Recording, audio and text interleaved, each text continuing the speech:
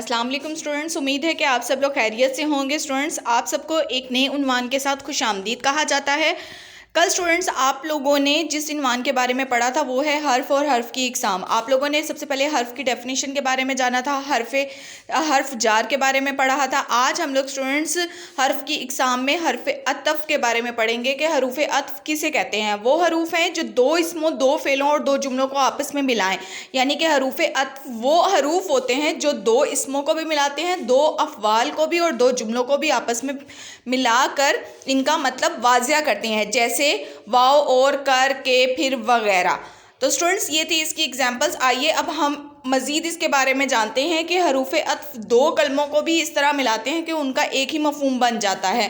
Students नीचे दोबारा से हरूफ अतफ की आपको एग्जांपल्स दी गई हैं ताकि आप इसको ज़ुबानी अच्छे तरीके से याद कर लें, ताकि आपको भूले ना कि हरूफ अतफ की मिसालें कौन कौन सी हैं, और कर, वाव, नेज़, फिर बी वगैरह। आइए अब हरूफ अतफ को मिसालों के ज़रिए से समझने की कोशिश करते हैं। कलम और किताब मेज़ पर रख दो। अब स्टूडेंट्स कलम और किताब दो इसम है, दो इसमों को मिलाते हैं हरूफ, तो इनके दरमियान में हमने किसका इजाफा किया, और का। तो और यहाँ पर क्या है, हरूफ अतफ है। इसी तरीके से स्टूडेंट्स मैं आपको हरूफ अतफ के बारे में एक अहम नुक्ता बताने लगी हूँ कि वाव का इस्तेमाल सिर्फ फ़ारसी और अरबी के अल्फाज को मिलाने के लिए किया जाता है।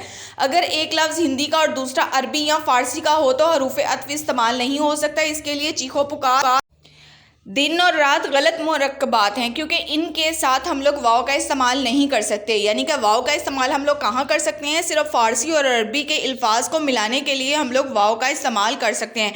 तो ये बात स्टूडेंट्स आप लोगों ने याद रखनी। आइए स्टूडेंट्स अब हरूफ अतफ की कुछ और मिसालें देख लेते हैं। अगली मिसालें देखें, शामो सहर। शामो सहर इसमें वाव का इस्तेमाल है। दिन और रात, मैंने आज जैसा कि आपको बताया था कि दिनों रात नहीं होता, दिन और रात होता है।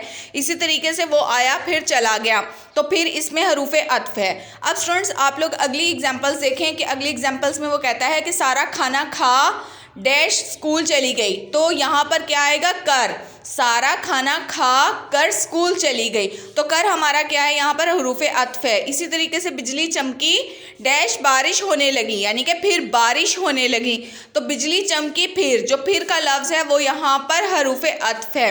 तो स्टूडेंट्स आप लोगों ने देखा कि इन एग्जाम्पल्स में किस तरीके से हम लोग हरूफ अतफ का इस्तेमाल कर सकते हैं। तो आपने इन्हीं एग्जाम्पल्स को मद्देनज़र रखते हुए प्रैक्टिस करनी है। अब आगे स्टूडेंट्स एक शेर है और भी दुनिया में सुखनवर बहुत अच्छे, कहते हैं कि गालिब का है अंदाज़े बयां। और अब स्टूडेंट्स देखिए कि इस शेर के पहले मिसरे में हरूफ अतफ का इस्तेमाल हुआ है। इससे वाज़िया होता है कि अशार में भी हरूफ अतफ का इस्तेमाल बहुत अच्छे से किया जाता है। अब स्टूडेंट्स आप लोगों को पता चल गया होगा कि हरूफ अतफ की जो मिसालें बयान की गई थी और हरूफ अतफ जो लफ्ज़ होते हैं उनका इस्तेमाल हम लोगों कहाँ पर किस तरीके से कर सकते हैं।